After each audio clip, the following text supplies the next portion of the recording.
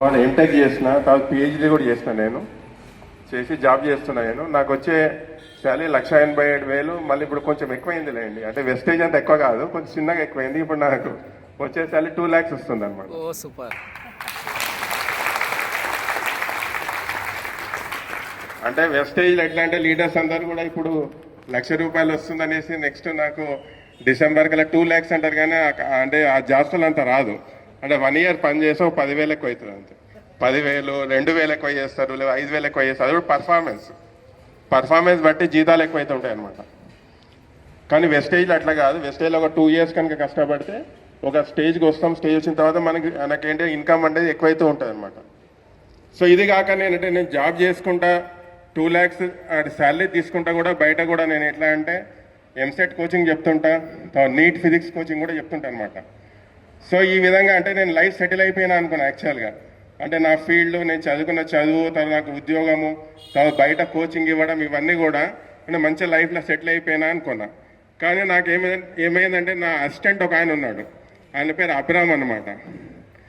అయితే ఆయన ఒకసారి వచ్చేసి ఇట్లా వెస్టేజ్ అని ఏదో ఇట్లా పరిచయం చేసింది అనమాట. అంటే నేనేమనుకున్నా అంటే ఈ వెస్టేజ్ దానికి అంటే నేను ఉన్న స్థాయికి నేను తీసుకునే జీతంకి ఇవన్నిటికీ అవసరమా అనుకున్నా ఫస్ట్. అంటే వెస్టేజ్ అంటే మనకు తెలియని వాళ్ళంతా కూడా, కొత్త వాళ్ళు కూడా బయట అంటే దీనిలో జాయిన్ కాని వాళ్ళందరూ ఏమనుకుంటారంటే ఇది ఒక చిన్న కంపెనీ అనుకుంటారు, అంతే కదా. నేను కూడా అదే విధంగా అనుకున్న తర్వాత ఆయన ఒక 3 months తిరిగిన తర్వాత నేను ఆయనకి ఐడి ఇచ్చిన. ఐడి కూడా ఎందుకు ఇచ్చిన అంటే, సార్ మొత్తం నేనే చేస్తాను, మీరు ఉట్టిగా అదే ఐడి తీసుకోండి అన్నాడు అనమాట. అదే నువ్వు మొత్తం చేస్తాను, నేను ఆ ఐడి ఎందుకంటే, లేదు సార్ మీరు ఉండండి అంటే, ఇంకా అదే 3 months తర్వాత నా ఐడి ఇచ్చేసిన ఆయనకి. ఇచ్చిన తర్వాత సరే ఇచ్చిన అయిపోయింది కదా, ఇంకా నన్ను వదలలేదనమాట ఆయన. అంటే ఇప్పుడు వెస్టేజ్ మీటింగ్లో కూడా అందరు చెప్తుంటారు కదా, ఏంటంటే ఎవరిని వదలొద్దు, ఒకసారి వాళ్ళు జాయిన్ అయిన తర్వాత కూడా వదలొద్దు, మీటింగ్ తీసుకుపోవాలి అన్నీ అన్న. ఆయన మీటింగ్స్ విన్నాడు కాబట్టి అదే నా మీద చూపెట్టిన ప్రతాపం ఆయన అదంతా చూపెట్టి ఎప్పుడు వచ్చినా సరే వెస్టేజ్. నాకైతే అంటే పిచ్చి లేచింది అనమాట. అంటే నాకు తెలియదు కదా అప్పుడు, ఎవరైనా తెలియని వాళ్ళంతా అదే అనుకుంటారు కదా. సో నాకు కూడా అట్నే అనిపించేసి ఇంకేం చేసిన అంటే, ఆయన అట్లా వస్తుంటే నా క్యాబిన్ నేను డోర్ వేసుకునేవాడు అనమాట.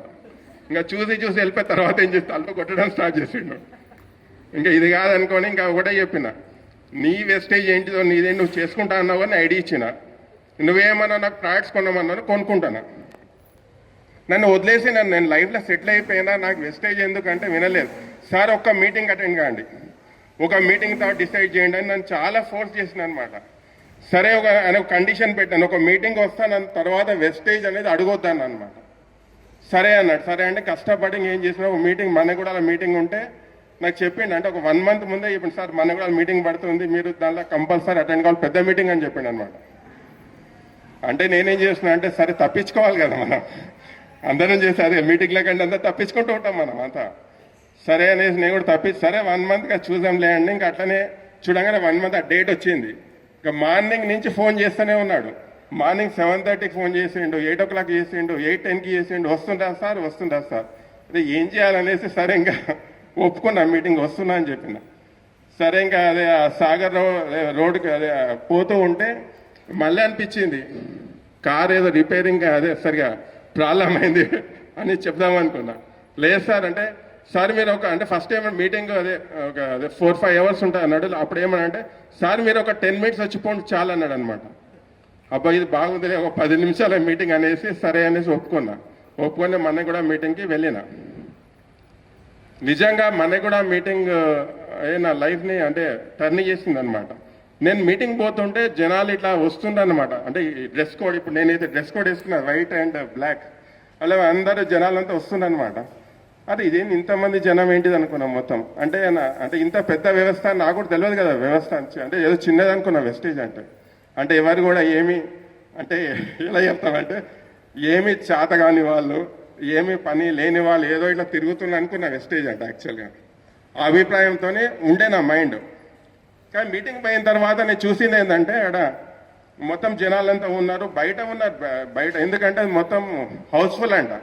అరే ఇదేంది చిరంజీవి సినిమాకి హౌస్ఫుల్ ఉంటుంది, దీంట్లో హౌస్ఫుల్ ఏంది వెస్టేజ్లు అనుకున్న సరే అనేసి ఇంకా టికెట్ తీసుకున్న కష్టపడి ఇంకా అదే టికెట్ కాబట్టి అందరినీ పక్కకి జరిపేసి నన్ను లోపల తీసుకుపోయిండు. తీసుకుపోయిన తర్వాత మొత్తం అది పెద్ద గ్రౌండ్ అది, అంటే ఇది మామూలు చిన్న మీటింగ్, అది పెద్ద మీటింగ్ అది. అంటే బయట వాళ్ళు ఢిల్లీ నుంచి వాళ్ళు కూడా వచ్చినారు మీటింగ్కి. అంటే ఒక చోటు ఇంకా అదే మీటింగ్ అయితే ఇంకా పక్కన మీటింగ్స్ అవుతున్నాయి, కంటిన్యూస్ మీటింగ్స్ ఉన్నాయి అనమాట అక్కడ. సరే అనేసి ఇట్లా తొంగి చూస్తున్నా మీటింగ్ లోపల ఏం జరిగింది.